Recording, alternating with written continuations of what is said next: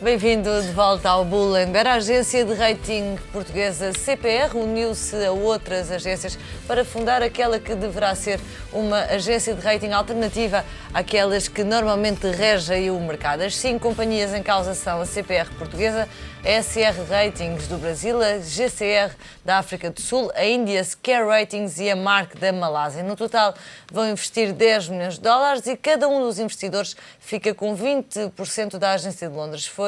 Da agência Londres foi a cidade escolhida para a sede da ARC Ratings, que vai contar inicialmente com 23 trabalhadores. No conjunto, as empresas empregam cerca de 300 analistas, com uma carteira de 3.500 clientes. Os lucros ascendem aos 40 milhões de euros antes de impostos. A crise a nível global gerou algumas críticas em torno das grandes agências de rating, a S&P, a Moody's e a Fitch, um facto que as 5 empresas viram como uma oportunidade.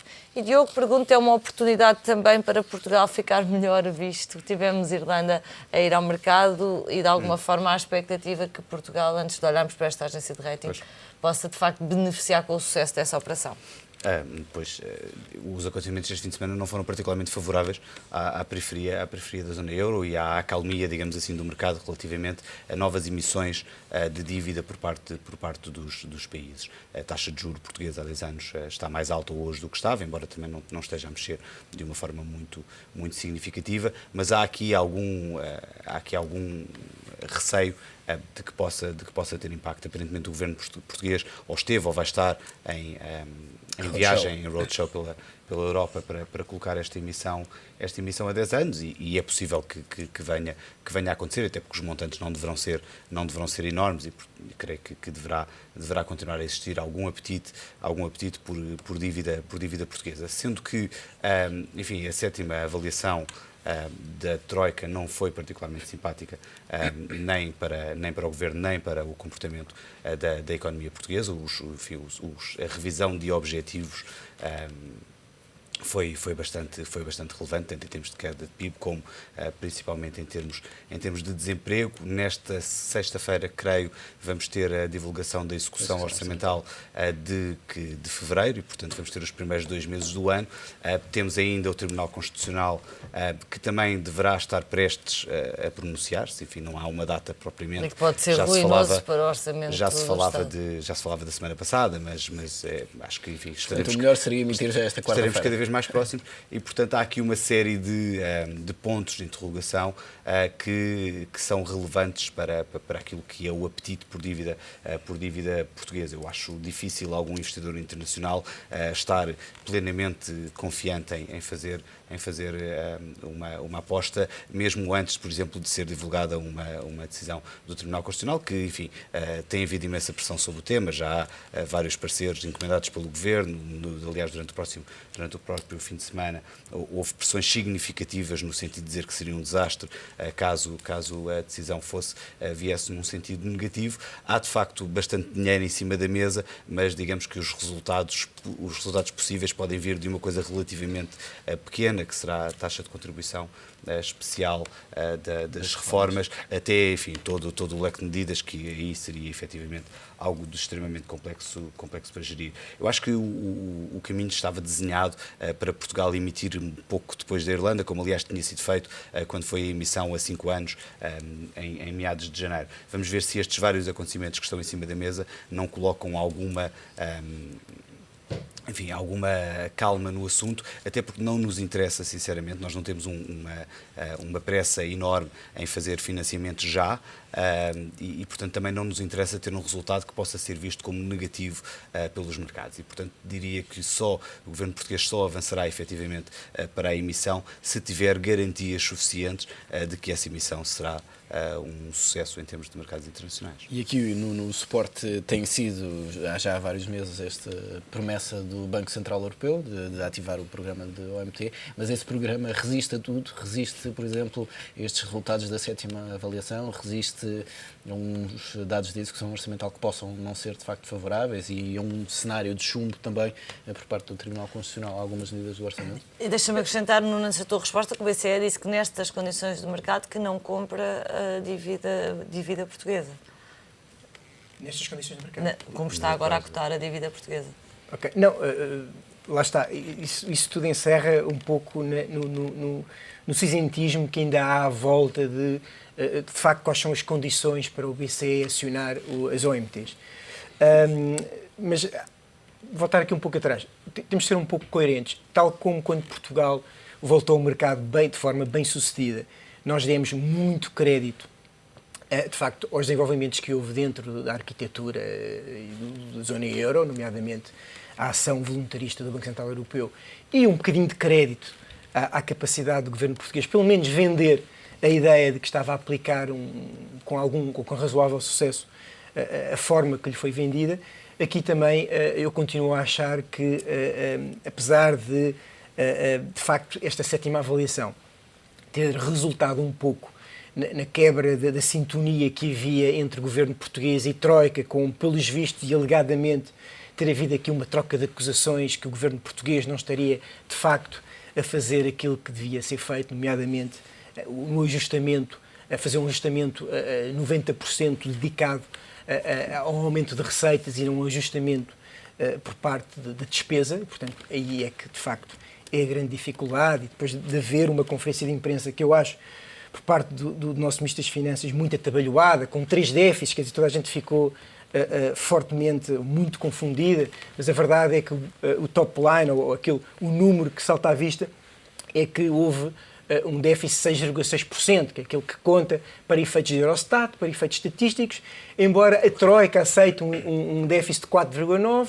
e embora ainda haja mais 2 déficits, um pela quantidade nacional, outro pela quantidade pública. Portanto, mas resumindo e concluindo... 4,9 é melhor que 6,6, portanto, sim, vamos escolher esse. Do programa inicial foram caindo. O programa inicial tinha e este governo agarrou-se bastante ao memorando de entendimento, porque de facto parecia, e eu fui daquelas pessoas que, à primeira vista, pelo menos a primeira versão do memorando de entendimento, tinha algumas ideias positivas, nomeadamente era um choque liberal, liberalismo na economia, era um pouco libertar a economia portuguesa das amarras e da inércia natural de um Estado com demasiado peso na economia e, obviamente, com todos os efeitos colaterais que isto tem, tráfico de influências, instrumentalização, pequena corrupção, enfim, todo esse nível de efeitos colaterais que tem, que são, obviamente, negativos. E, de facto, havia também uma solução para crescimento, ou seja, ao contrário do programa grego, que havia aqui um melhoramento, que era a redução dos custos laborais por parte dos empregadores, que era a famosa TSU. Ora, o que é que aconteceu? O governo português teve sempre um timing completamente desajustado relativamente às coisas que eram realmente importantes, que era a reforma do Estado, não é? É agora que estamos a discutir, uma altura onde já não há espaço para discutir isso, e a descida da TSU, que foi discutida também já há 6 ou 7 meses atrás, quando também já não havia espaço para suportar esse tipo de políticas incentivadoras de crescimento. E, portanto, de facto, houve aqui uma quebra e houve aqui esta sétima avaliação. Acho que é um marco importante, porque houve um pouco, parece, uma toalha, a tirar a toalha ao chão. De facto, a ideia da austeridade expansionista é perfeitamente absurda e eu acho que já houve dentro do governo há um sim, reconhecimento quase implícito de que isso é verdade e que tem que se retomar, de certa forma, outro tipo de abordagem. Agora, também é verdade que, relativamente à capacidade de Portugal poder colocar dívida no mercado internacional, não estará tão dependente da forma como a política, ou a economia, ou como a política interna, o estado da política interna e o estado da política da economia doméstica, porque isso está aos olhos de toda a gente. Ou seja, as previsões do governo, que foram assustadoramente falhando de forma consecutiva, não é uma novidade para ninguém, já toda a gente sabia, quer dizer, e os investidores internacionais deram algum crédito, e deram algum crédito sobretudo, e agora nós percebemos porquê deram algum crédito, porque acreditam no Banco Central Europeu e acreditam que as palavras do Sr. Draghi, que vai fazer o suficiente, e acreditem que o suficiente, que vai fazer tudo, e acreditem que aquilo que nós vamos fazer é suficiente para manter o euro estável e manter o euro e o projeto do euro como um projeto de longo prazo.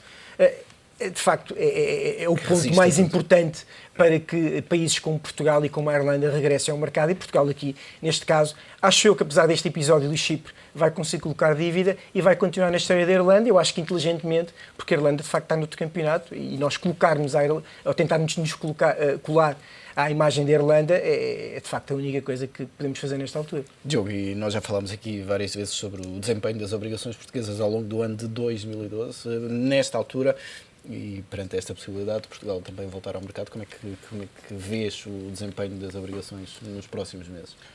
O desempenho desde o início do ano foi positivo.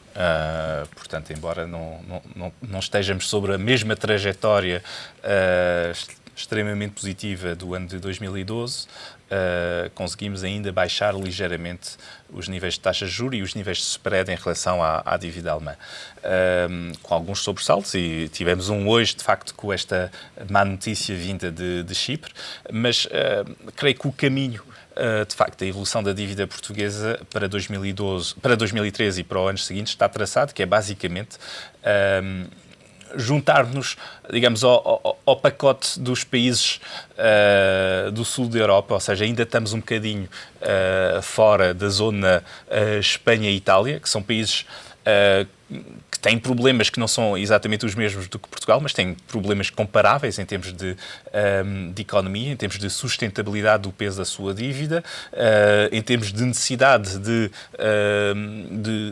evolução, basicamente, da estrutura do Estado e da estrutura das suas economias para voltar a um crescimento sustentável, mas estão, mesmo assim, em níveis de taxa de juros significativamente abaixo dos nossos. Portanto, eu não me admirava que conseguíssemos chegar, basicamente, ao final do ano com níveis da ordem dos 5% a 10 anos para a dívida portuguesa.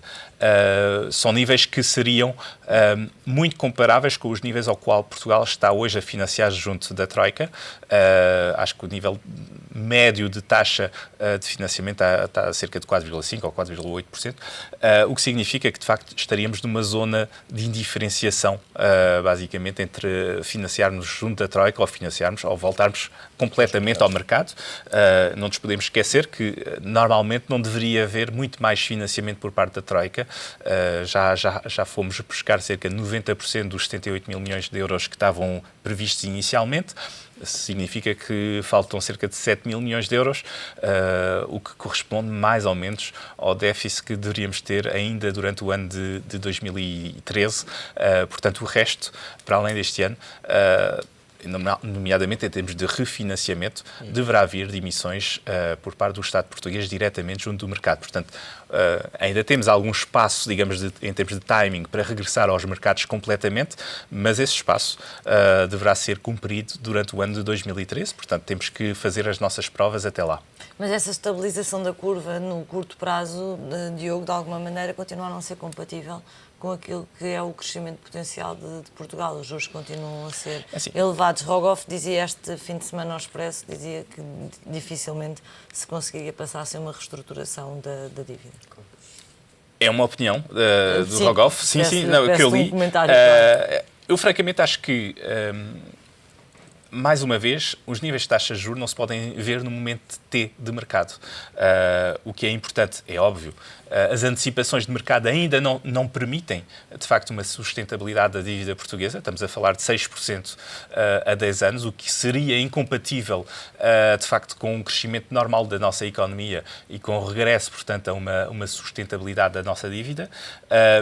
Mas, mais uma vez, são os níveis de taxa de juros hoje, e se virmos o caminho que seguiu a nossa dívida ou as nossas taxas de juros em relação a 2012, e se virmos o caminho seguido pela dívida irlandesa durante o ano de 2012 até agora, podemos, sem estarmos completamente a alucinar, antecipar, regressar para níveis sustentáveis de taxas de juros para Portugal ainda durante o ano de 2013.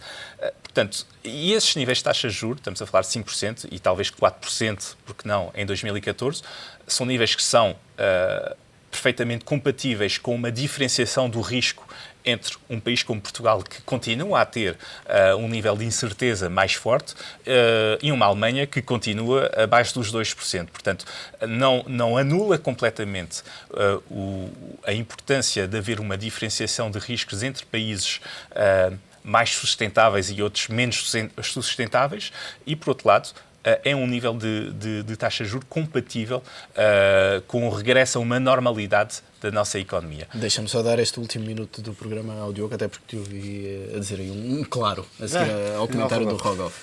Ou seja, nós estamos enfim, à volta de 124% de dívida sobre o PIB nesta altura. E é muito difícil encontrar caminhos, digamos assim, ou cenários em que efetivamente 124% de dívida sobre o PIB é sustentável. Particularmente quando olhamos para aquilo que é a evolução da economia portuguesa e quando olhamos para aquilo que ainda falta fazer, pelo menos do que está no plano ou do que está acordado com a Troika, em termos de cortes, de cortes necessários na economia portuguesa. Muitas destas reformas estruturais são exatamente o contrário daquilo que está a ser feito, ou até são, digamos assim, postas em causa pela austeridade que continua a ser muito presente já e potencialmente bastante excessiva. Portanto, o caminho de dívida sem uma necessidade de reestruturação é um caminho extremamente complicado de fazer. Se essa reestruturação passa por obrigações, se essa reestruturação passa pelos empréstimos que temos junto da Troika e que podem ser reestruturados de uma forma mais amigável, é outra conversa completamente diferente. Agora, algum tipo de reestruturação será certamente necessária. Diogo Serra Lopes, Diogo Teixeira, Nuno Serafim, obrigado pela presença neste Bloomberg. Na próxima semana outros temas estarão aqui em discussão. Até lá, boa semana. Boa semana.